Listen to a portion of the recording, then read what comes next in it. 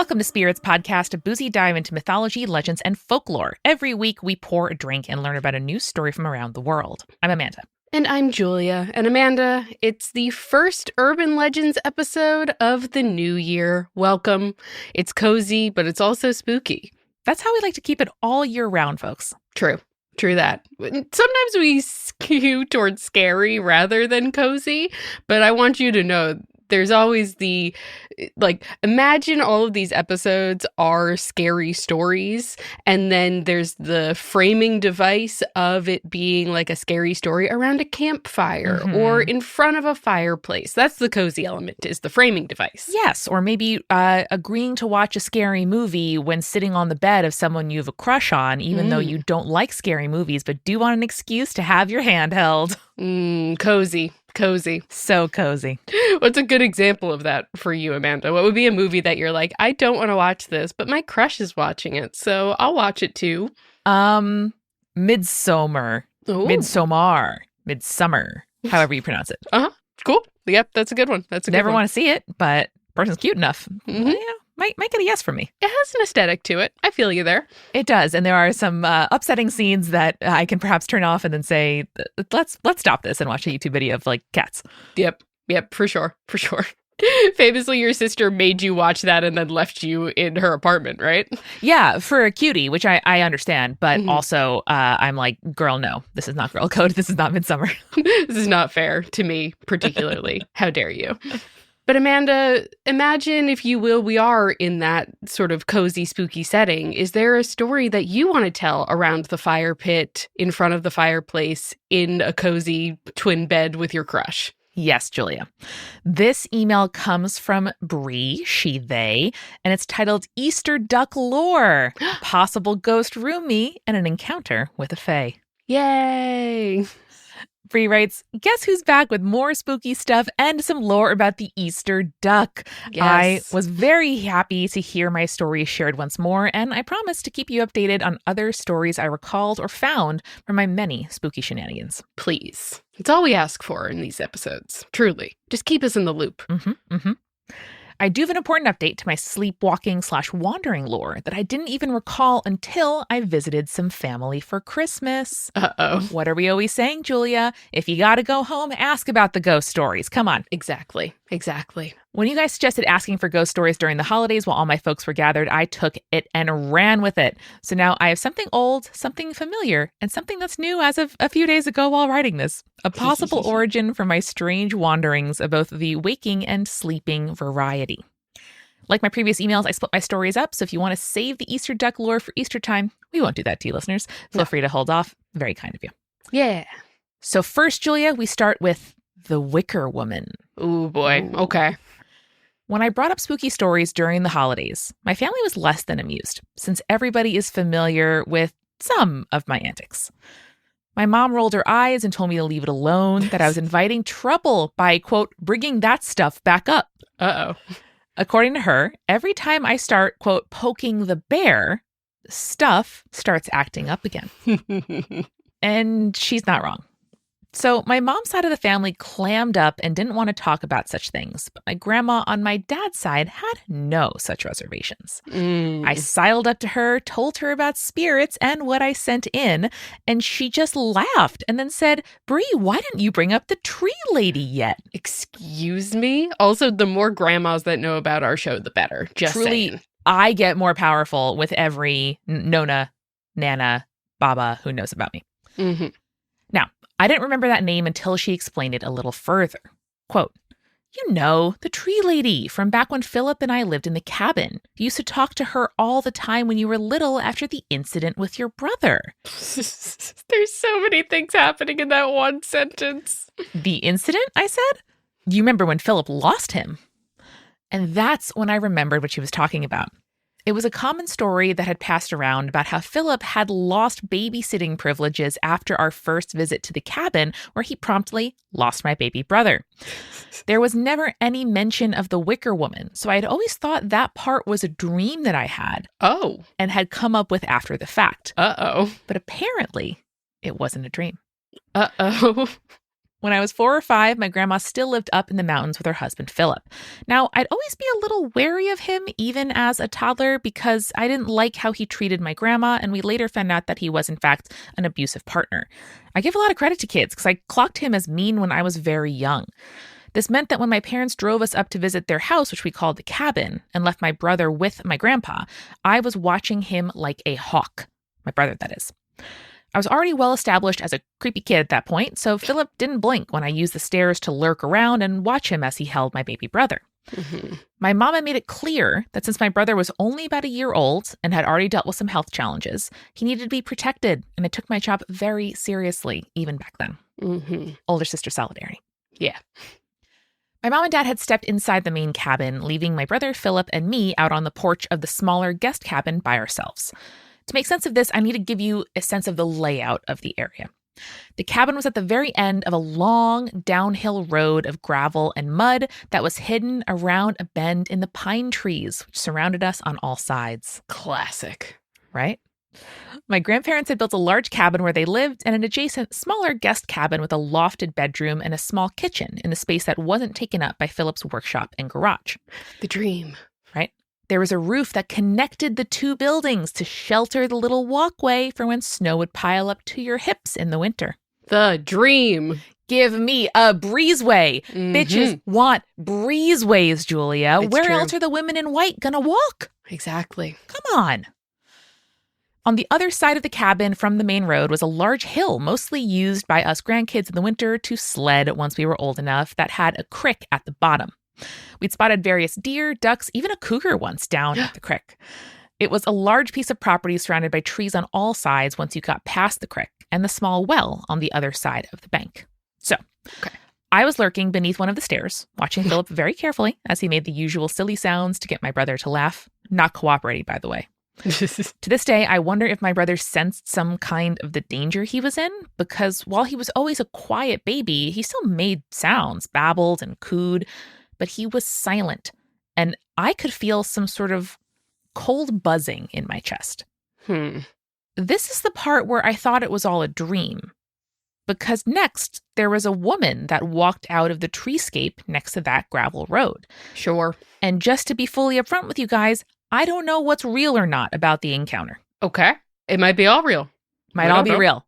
It was real enough that you described it to your grandma, and your grandma, 20 some years later is like, oh, the tree lady, Yeah. So she was tall, looked like a tree, with what looked like birch bark as skin covering her whole body. That's so cool. Right? Beside an almost ethereal looking green gown. Okay. Her face, though, still reappears in my nightmares sometimes. Imagine a woman's head made out of a wicker basket, but with various leaves and plant parts growing out from between the cracks. Okay, that sounds really cool, but go on. She had no eyes, no mouth, just the wicker weaving of what was supposed to be a human face. Okay. Her hair was woven like a bird's nest, and she moved like she was floating, such that I couldn't actually tell if she was moving her legs under the long drape of her skirts. Okay. Julia, I am kind of picturing Fiyero from Wicked Part 2 and how the CGI rendered his his mess. Back to Brie. I felt my chest tighten and I froze under the stairs as I watched her approach Philip and my brother. I remember distinctly her saying something in a language that I couldn't understand. I could tell that there were words, but I couldn't glean any kind of meaning out of what was being said. All I saw was that Philip was talking with her as if she wasn't some sort of otherworldly creature. He was smiling, jovial, as they talked, and eventually moved to hand her my brother. Uh-oh. I was torn between running toward them to save my brother and staying where I was, hidden and safe. At the end, I couldn't even move because I was so scared, fully frozen. Oof.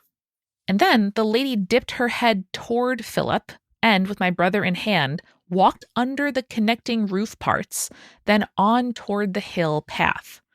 I remained frozen until she was near the bottom of the hill and finally disappeared from my view. I can't believe this baby got. Clearly he's fine and everything's okay. Everything's fine. But that's wild. So, this is the part that other people can corroborate.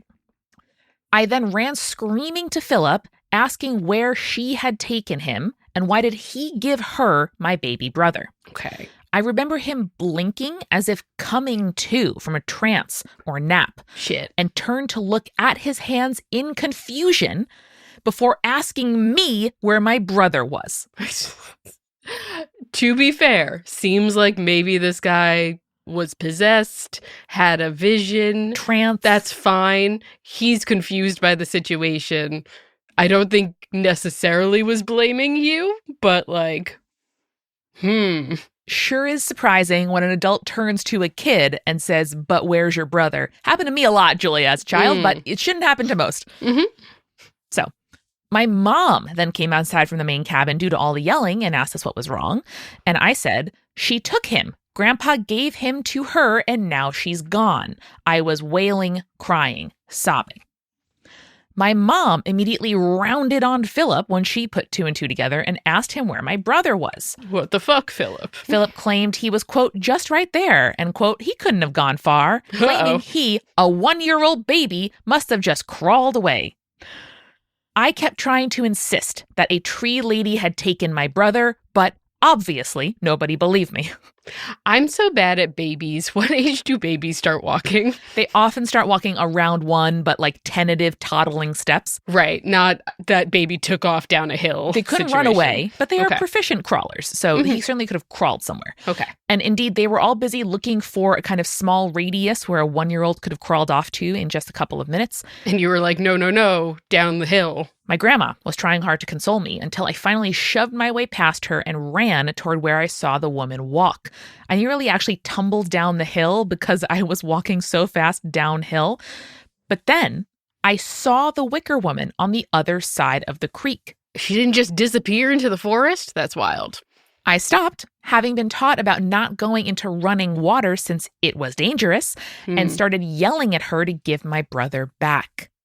She turned and looked up from where she was collecting something from the well. And that's when I heard her speak. Uh-oh. Her voice was raspy but kind, almost like what my grandma sounded like, but as if she smoked an entire pack of cigarettes a day. Okay. Hello, little one. What is your name? Where is my brother? I asked back, too freaked out to give her my name, which in retrospect was probably a smart move. Smart. Very smart. What makes you think I know? You took him. I saw you. Stealing is bad. Stealing is bad. We don't know about kidnapping yet, but stealing, that's bad. This made her pause, and she seemed to stare at me even though she didn't have eyes. It still felt like she was boring into my soul as she inspected it. I felt strangely as if she was surprised to have been noticed. Is that so? Well, I don't have him here now, do I? And she showed me her empty birch bark hands. I was crying at this point and starting to panic. Please give him back. He's my brother. He's little and I need to protect him. She hummed and tilted her head. If you come with me, I'll show him to you. Ma'am. I don't care if you're a wicker birch lady. You can't say to kids, come with me and I'll show you. Yeah, no, can't do it. I looked down at the creek nervously. I'm not allowed to cross the water and you're a stranger. But what about your brother? I was scared and desperate, so I took a step toward the water and then another. But before I could enter the creek, I heard our family dog barking in the background. I turned and saw our dog, Scooter, nosing at my little brother, who was silently sitting in the shadow of the hill, looking distressed, but ultimately fine. I saw my mom and started running to join her before turning to look back at the wicker woman. And I saw no one there. Yeah. Now, Philip was obviously in trouble for losing a baby. According to my grandma, I told her about a tree lady who took my brother, the lady who lived near the creek. She thought I was imagining it all and dismissed it, but remembered the story when I asked her during the holidays. I'm not sure what was something from my imagination and what actually happened. I doubt I was quite as verbose as I remember from what I believe was a dream, but my grandma confirmed I genuinely believed at the time there was a tree lady, and I told it to her like a fact. Yeah. It was actually where I learned the word wicker, since I pointed to a wicker basket in the cabin to explain what her face looked like, and then learned the word wicker. Considering this is one of the first entities, possibly a fae, not sure about it, it's the best guess I have, that has tried to pull me to a location. Maybe this is a possible origin story for it all. Uh-oh, first is a bad phrase to say in that statement. So rounding this out, I asked my mom, and she says I started to sleepwalk around this age, so it's possible that the Wicker Woman was a start of my wanderings. To be honest, I've always avoided that crick since then, getting nervous around it.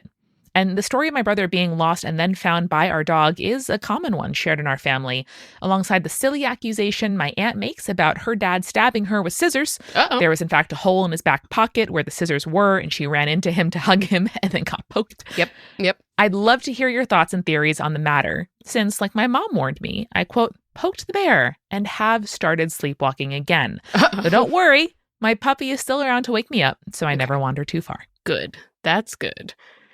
I think in terms of fae encounter, the crossing of the crick is like the moving water as a boundary for spirits is definitely something. Mm-hmm. And I think maybe that's why she wasn't able to hold on to your brother. Yes. Because she couldn't like carry his body over the moving water. And so she was trying to lure you across it because then you chose to cross it rather than were carried across it. Precisely. What she can do is lure someone willing, but the baby can't walk and is saying no. Yeah, that's wild.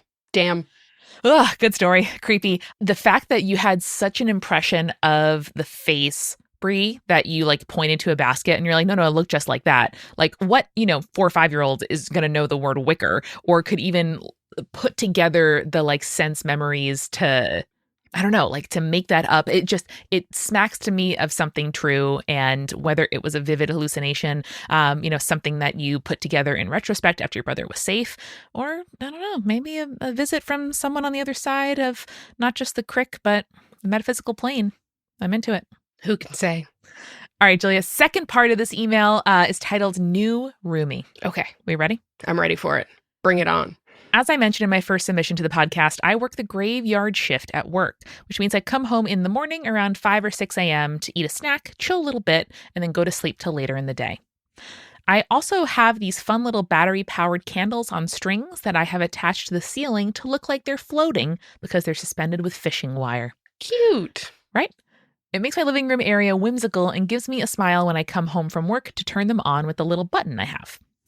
Now, the button needs to be aimed directly at the candles for them to turn on, and they come on all at once, or not at all.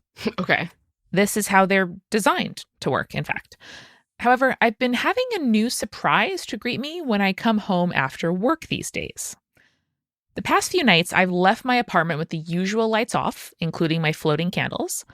Imagine my surprise when I come home to see a single candle flickering on in a sea of unlit candles. Imagine my surprise when I see it twice. 3 times. Every day for weeks. Uh-oh. I know for a fact that no one goes into my apartment. And even if they did, why would they light a candle in a similar rendition to a ghost light in my own apartment? Most people, in fact, don't even notice that the candles are there because the ceilings are high, the candles are white, the fishing line is like all but invisible. No one would turn them on or pick up a random remote, much less be able to turn on just one and not all of them at once. It's also the same candle every time. That's weird. I have to share. I check the battery on a ladder and everything seems fine and normal. Okay. My only explanation is I now have a new spirit roomie that likes my candles as much as I do and that they leave a light on for me so that it's not dark when I come home from work. It's sweet. I choose to appreciate it. And I even left a little tray of honey out where my dog can't reach it for them, as well as some pressed flowers to enjoy so we can hopefully cohabitate peacefully. That is very sweet, I will say. That's kind of adorable. I'm like, my brain is always going like technical reason why that's happening sort of thing. And there's like, in particular with LED lights, when they are low on battery or like about to fizzle out, they'll often like flash weird or like turn on when they're supposed to be off or turn off when they're supposed to be on. And so like that's the only logical explanation I can think of, but it's weird that it's only the one.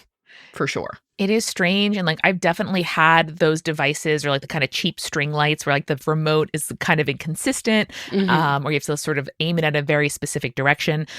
But that also, Julie, I thought the same thing. But if the battery were dying, eventually it should go out entirely. So if, in a few weeks, only that candle has burned out and all the rest of them work, maybe that's our explanation. Maybe. But I wonder then if the spirit roomie will choose another one to come say hi. Yeah, it's interesting that they picked one particular one and not like a bunch of random ones. Jake and I are also doing a Stranger Things rewatch because the series finale just happened and I've heard mixed things about it, but we had kind of fallen off in the middle of season 3. So now we are back pretty much where we left off like several years ago. And the flickering lights always makes me kind of think Stranger Things. Very nice. I choose not to consume that content and will instead rewatch Heated Rivalry for a 10th or 12th time. That's fair enough. Listen, I'm not saying it's good. There's a lot going on and it's not necessarily all good, but I wanted to have that cultural touchstone for myself. Very fair. Julia, Bree also sent in a little coda about the Easter duck, but I think that'll be a nice note to end on, perhaps, after we take folks through their spooky journey. That sounds great. Well, before I get started on a story about a bathroom demon, Amanda, how about we go and grab our refill? Let's do it. Hey everybody, it's Amanda and welcome to The Refill. It is beautiful and sunny here in New York after like a week of gray skies, and I'm so happy to be here. Also very happy to be here, presumably, is our newest patron, Nero. Thank you so very much. We really appreciate you. In this day and age, money is tight. It is hard to decide what to support, what subscriptions to pay for, and we are genuinely very touched that Spirits is one of those for you. Thank you as well to our supporting producer-level patrons, Alicia, Hannah, Scott, Ann, Matthew, Lily, and Will, and our legend-level patrons, Captain Jonathan Malachi Cosmos, Audra, Sarah, BMEF Scotty, Morgan, Bex, Rico Like, Chibi Yokai, and Michael. You can join these folks, get rewards like the custom cocktail and mocktail recipe cards for every dang episode of this podcast that Julia makes, ad-free versions of Spirits, notes about every single episode with more links and context and research, and much more at patreon.com/spiritspodcast. Whether or not you can support us with money, it is also incredibly helpful if you help us recruit more listeners for Spirits. Listen, we've been podcasting almost 10 years. The best way to sustain and grow an audience and keep it healthy is word of mouth. We can make all of the Instagram reels we want. We can try and get into like newsletters and reviews and awards and all kinds of stuff. But ultimately, the thing that actually works and the thing that has let us be around for 10 years and will keep us around for hopefully many more is you telling the creepy cool people in your life, hey, there are these girlies who make a mythology podcast. You are going to love it. So please, please, please, you can pause the episode right now. Think to yourself, who can I text that would love this shit and send them this episode? We are on YouTube, Spotify, every single podcast app there is. Send them our way or send them a link to spiritspodcast.com. The podcast collective Multitude is going and growing, and you should enjoy one of the shows that joined us last year.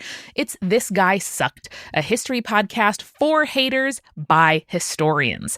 Dr. Claire Aubin and a new expert every week pull back the scholarly curtain on some of the world's biggest bummers, y'all, but it is somehow an electrifying and exciting listen. No dead person is safe, and the show's guests prove that the best part of understanding the past is, in fact, criticizing it. You get new episodes every Thursday wherever you listen to podcasts on people from Charlemagne to Carl Schmitt. You will have so much ammo to win a dinner table argument over why certain people from history, that certain folks in your life, but must be like, oh, well, like they're not that bad. Don't be a bummer, whatever. You're like, no, they absolutely freaking sucked. And there's a community filled with people who love to be a hater for a purpose. And you right now listening would love to listen to This Guy Sucked. Check out new episodes every Thursday wherever you listen to podcasts. We are sponsored this week by bookshop.org, which is a fabulous website that has raised almost $45 million since they were started for local bookstores. What could be better than that?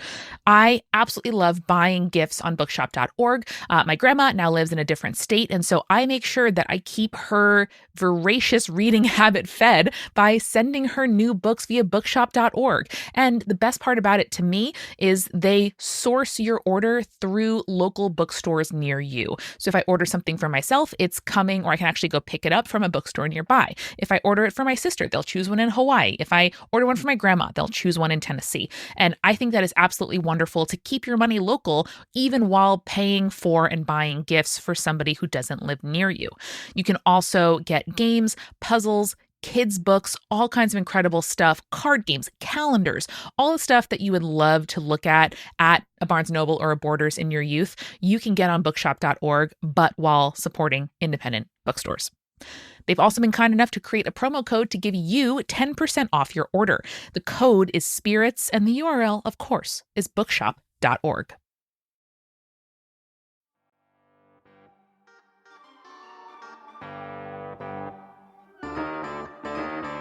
Amanda, we are back, and I gotta ask you, what have you been enjoying lately? Whether that's drinks or mocktails or seltzers, what's been your drink of choice lately? I have been hanging out with friends who just had a new baby, and it's very exciting.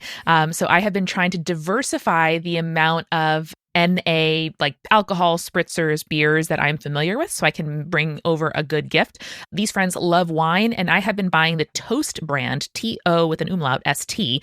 They recently started selling it in Trader Joe's, at least here in New York State, but it is delicious. It's kind of like a sparkling cordial. It's very herbaceous. It's very Julia beverage. I could see spiking it with some, liquor as like a nice mixer, or serving it to your friends. So I always try to keep a couple bottles in my fridge for anyone who comes over and wants something fancy. The kind of like elderflowery blend is my favorite.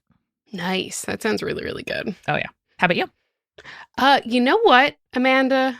I am particularly proud because in January, I have converted Jake into enjoying a couple of things that I enjoy. Okay. One of them is I'm getting Jake to finally start reading. Cool. Which he very much has a job where he has to read all day. And so he's convinced himself, oh, well, because I read all day, the last thing I want to do is like come home or on the weekends also read.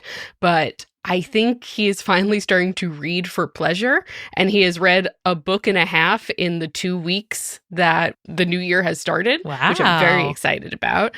And I also, Amanda, have finally converted him into liking green chartreuse. Really? This is a huge development. This is a huge development. Wow. So there is a particular cocktail. I'm going to forget the name of it, but if you have the show notes and our recipe cards, I'll include this cocktail recipe. But it is a green chartreuse and I think rye cocktail that is from Please Don't Tell. And Jake has really been enjoying that lately. Good work, Julia. It's been a long journey. You know what? I'm very proud of myself. He was trying to make a cocktail the other day and he's like, what do we have? I'm like, well, there's green chartreuse. And he's like, well, what would you make with that? And I'm like, let me make a cocktail for you real quick. Aww. And then he had it and he's like, oh, this is really good. I'm like, let's find one that's even more coded in your direction. So adorable. We've been doing the green chartreuse thing and it's bringing me a lot of joy. All right, Julia, I have my glass refilled and I am ready to learn about a bathroom demon, which will always remind me of Evil, our excellent and beloved show. Let's see what we're doing here. One of our favorites. So this is from Nero, They, Them, titled The Bathroom Demon. So they write, before I get into the spooky stuff, I've got to tell you guys that I love the podcast so much. You guys are so cool and funny. I actually discovered you through one of my other favorite podcasts, Random Number Generator Horror Podcast number 9, when Julia was on there to talk about Serial Mom. It was a lot of fun. I want to get on that show again sometime soon. It's a great show. So good. We follow them on Patreon. They make such good stuff. Go check them out. Hell yeah. I love ghosts and creepy cool things and have always been a huge mythology nerd. I started with the first few episodes and then listened to each of the Pantheon series. And now I've been loosely listening in order from start and making sure that I hear all of the hometown episodes. All that being said, here is the spooky stuff. Yes. I've lived in my hometown of Moscow, Idaho, my whole life. Whoa. It's a relatively old town built around the University of Idaho, which was actually established first back in 1889. There are many haunted buildings and spaces, especially on campus, but in this email, I want to tell you about the spirit that's been following me for about a decade. That is a commitment. Sure is. Also, perhaps coincidentally, right around the time that spirit started. So just in case these things are related, I'm going to keep that timeline in mind. Since around 2014, so a little earlier than spirits, but that's okay. And then they say, I think my brain doesn't process time well. Okay. I've had periodic experiences with something that I've taken to calling the bathroom demon. A vast number of these experiences have happened in or around the bathrooms of places I've lived or stayed at. I'm not entirely sure what kind of spirit it is, but I call it a demon because it mimics the voices of people I know. We know that audio haunting will get me every time. The first encounter in what I think was around 2014, I was at a friend named Ant's, like I think short for Anthony maybe, or Antoinette, I don't know, at a friend Ant's house where I often spent the night. I was in my sophomore or junior year of high school at the time. I always got a lot of strange feelings in that house. The air felt heavy and wrong in a way that I couldn't quite explain or articulate. And certain rooms I just couldn't be in because they would make me feel anxious for no apparent reason. It's worth noting that the main room that I felt this discomfort in was always inexplicably cold regardless of the season and had at least 2 cellar spiders in the corners at any given time. Wow, calling out Aunt's family for being like, there's spiders in your corners. Do something about that. Listen, they keep the other bugs away. I'm cool with those creepy crawlies. There you go. I feel the same. Anyway, one of these days I was staying over. I heard something strange that scared me half to death while I was in the bathroom. To the left of me was the door. To the right was the bathtub. On my right side, I heard a voice whisper, "Hey." Clear as day, not far from my ear. Okay, Julia. Uh-huh. Among the worst things to hear when you're on the toilet. Hey, not now, not here. Leave me alone. It made me jump out of my skin, and I recognized that it sounded exactly like Aunt's voice. To this day, I'm surprised at how quickly my frightened brain decided the sound must have somehow been the shower curtain shifting, even though there's no reason it should have. This was practically in a split second because shortly after I had come to this conclusion, the voice came to me again. Hey. In that whispered tone, my friend's voice. Bitch, it's not a shower curtain. It's a ghostly voice. Hey. Must be a shower curtain. Hey. Spooky. Did you not hear the first hey? It's not the shower. Needless to say, I got out of that room as fast as possible. Yeah. I knew it then, and I know it now. There is no way the voice could have actually been Aunt. The voice came from the side of the room opposite of the door, which was a wall shared with the other half of the duplex. It wasn't muffled in any way. It was extremely clear. Throughout this experience, I could also hear him loudly talking to his mom in the living room, which was practically on the other side of the albeit small house. Damn. I obviously told Aunt about it as soon as I came out, but he wasn't spooked, but definitely thought it was weird, which is funny because he was always way more easily scared than me. We watched a lot of horror movies together, and I was the one who had to turn on all the lights in the place after we watched them. More than once, I escorted him and stood guard outside the bathroom so that he wouldn't be alone on scary movie nights.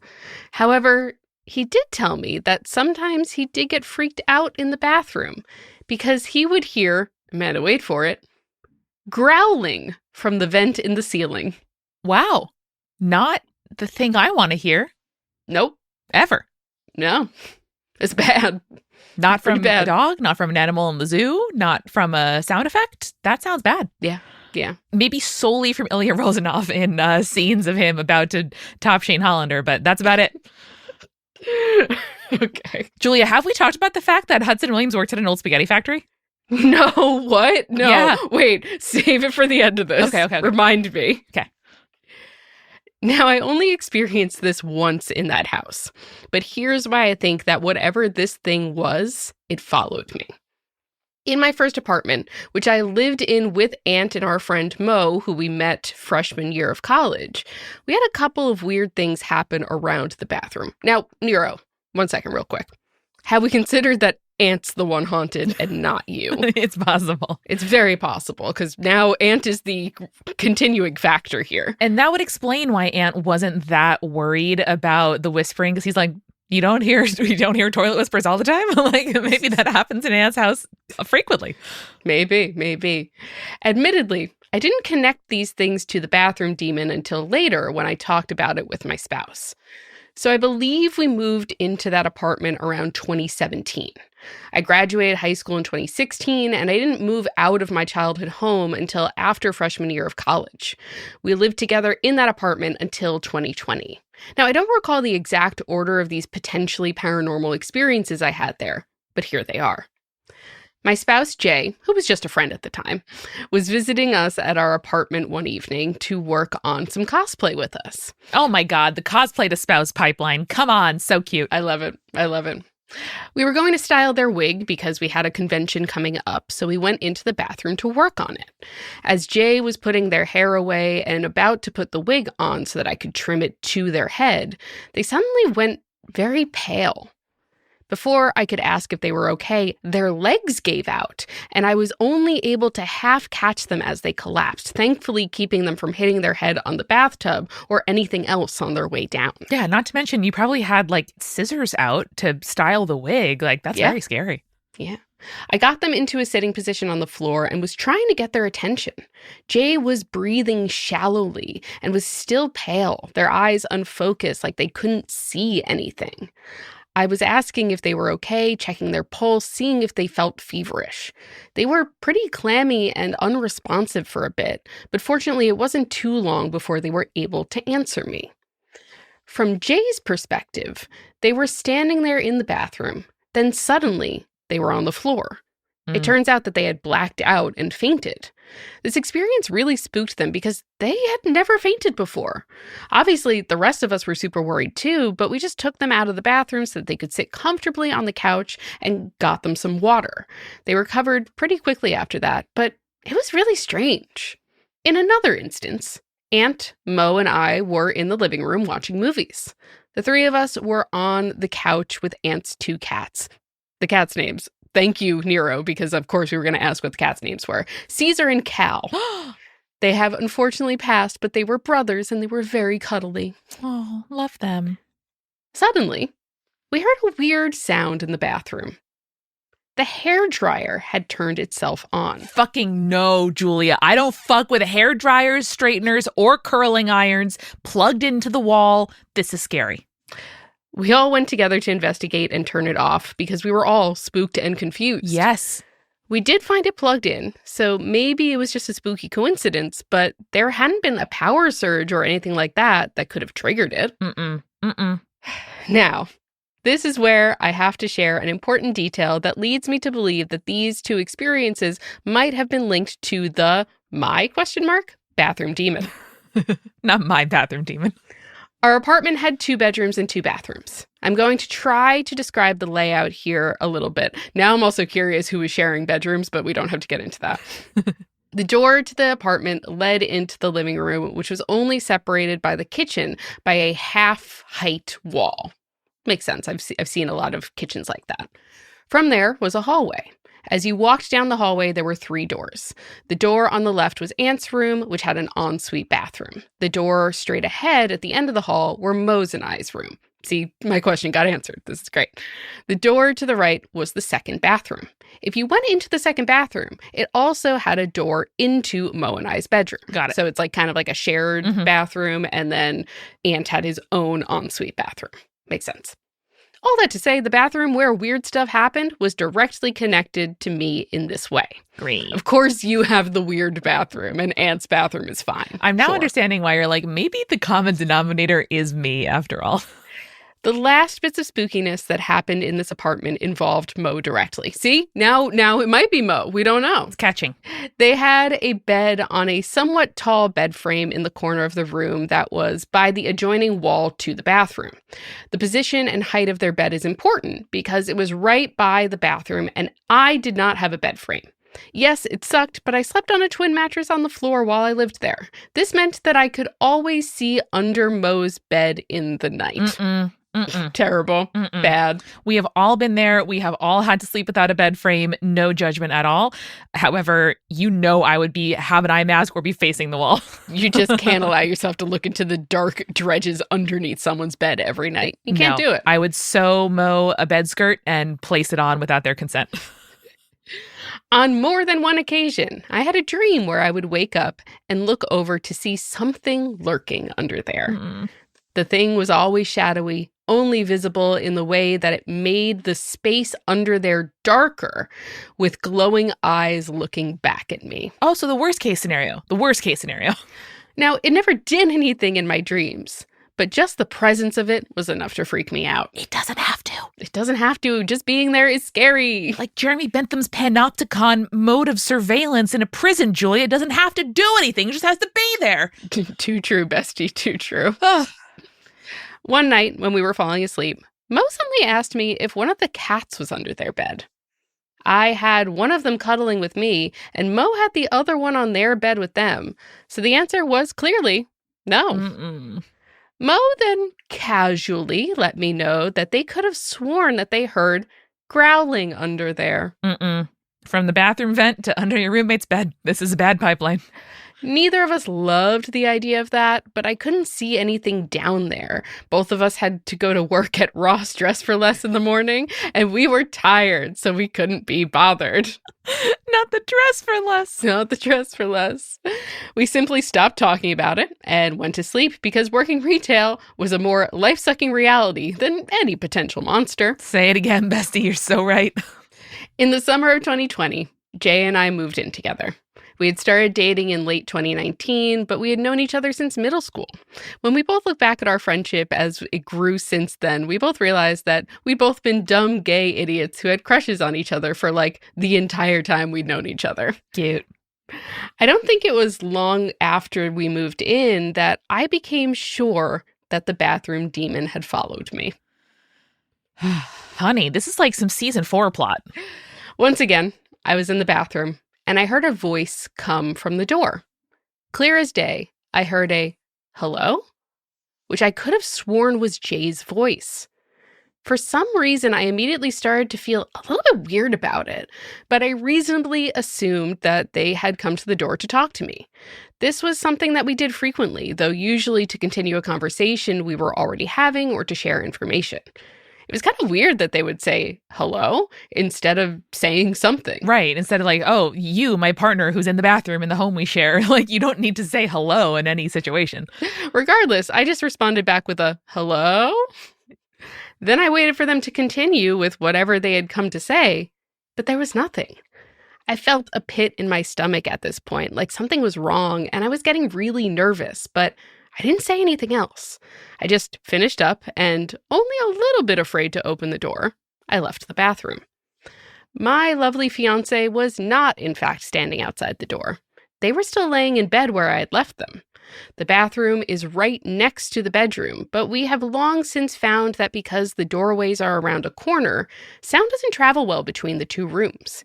Even with the door open, if one of us was in the bathroom and the other was in the bedroom, we would have to raise our voices quite a bit to be understood.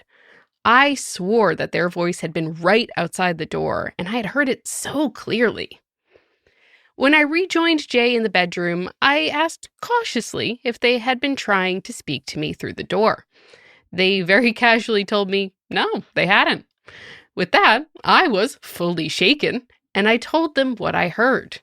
They were a little amused and said, the bathroom demon strikes again, which did make me laugh.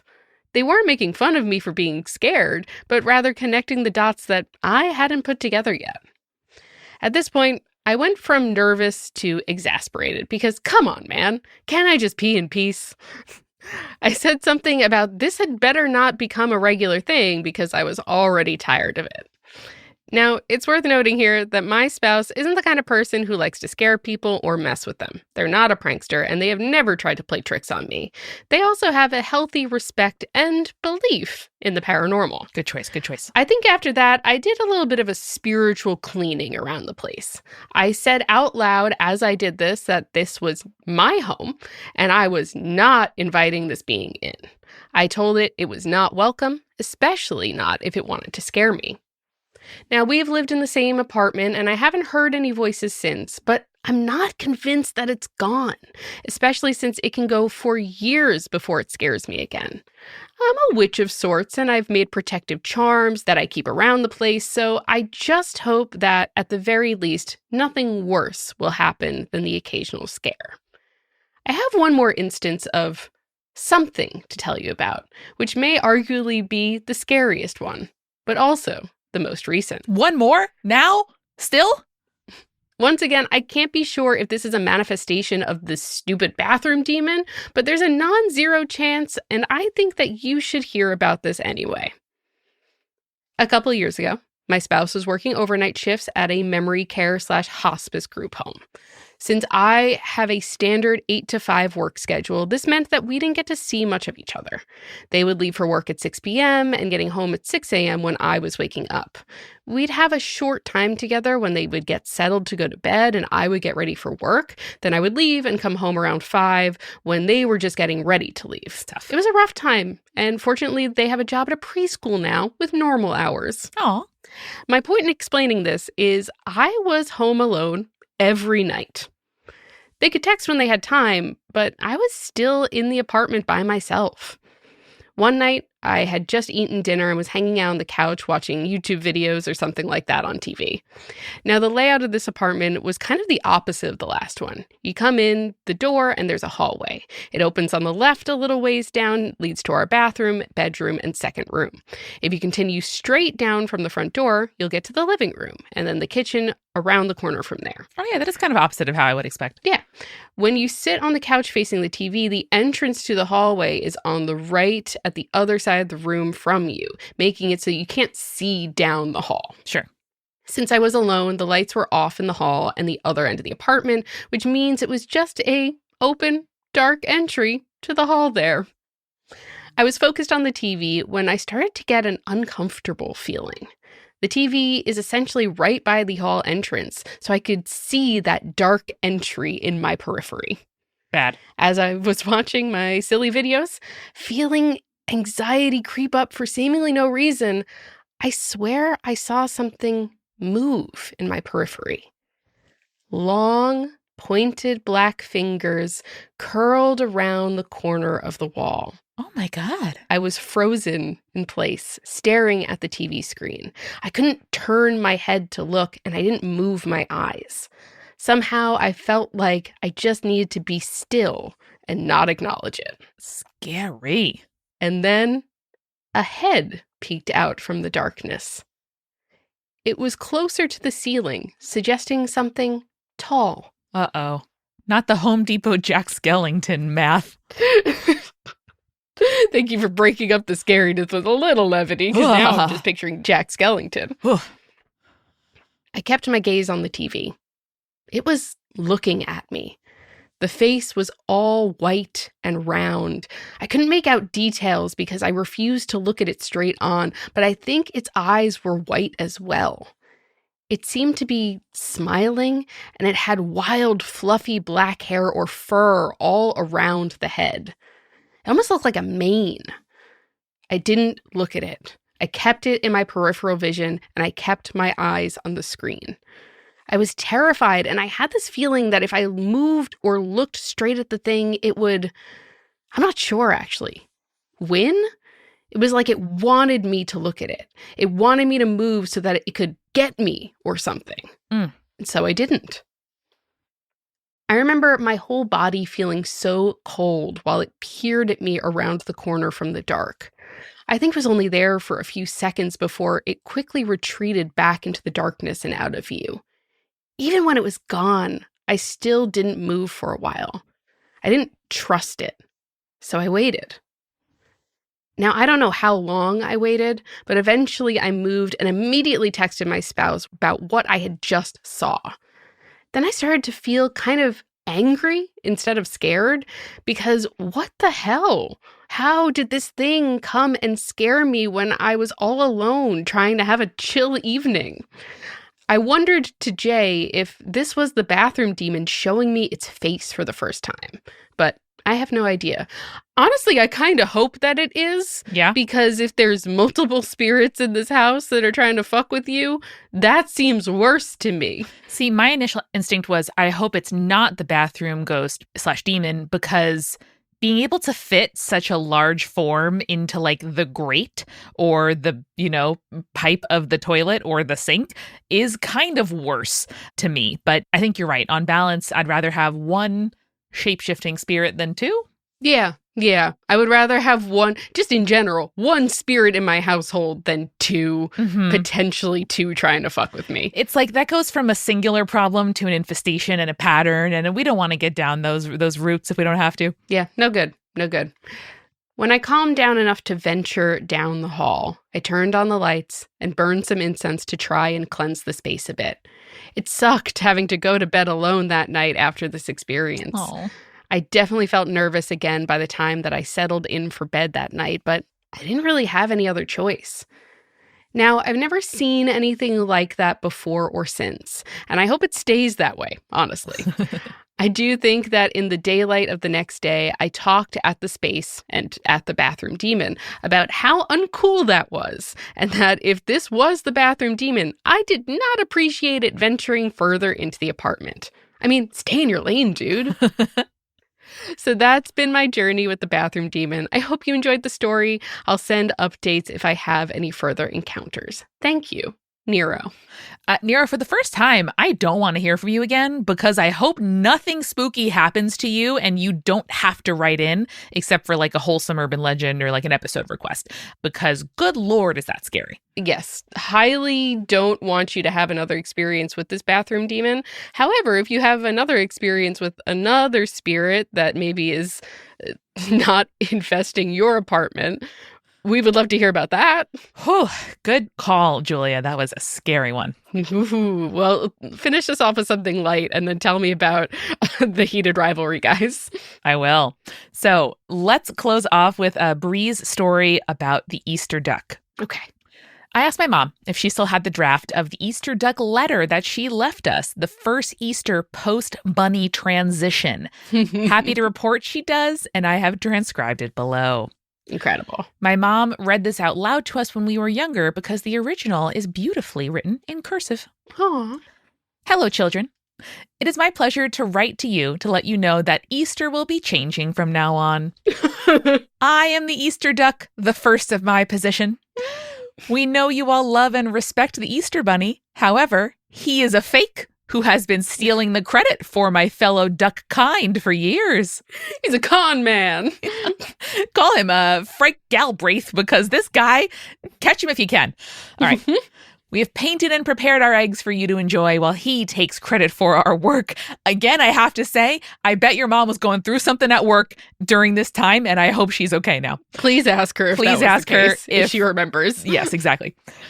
This year, we were able to put an end to his reign. I have been elected as the first Easter duck and will continue to have this position until another is elected in my place. Do we think it was a violent coup? I think it was a democratic transition of power, Julia. Okay, fair. Unlike the bunny, I would like to give credit to my fellow workers, so please, if you have the time and food to spare, the Duck Union would greatly appreciate it if you would leave a tip with the ducks at your local pond. Was your mom going through some like unionization at work situation? Were they about to do a strike? Yeah. Like what was happening? I think your mom was organizing her workplace. Good for her. Final line. The ducks at the pond are wonderful delivery ducks that have a taste for oats and peas. Thank you. Signed, Sir Easter Duckworth the First. Sir Easter Duckworth? It's so cute. Do you think that's because he was democratically elected, do we think that's like his official title? Like he had a name, like it was like, Lord John something, and now it's Easter Duckworth? I think it's his Pope name. Yeah. I love this. Incredible. Oh, Amanda, that's so good. Close me out with some heated rivalry and then we'll go.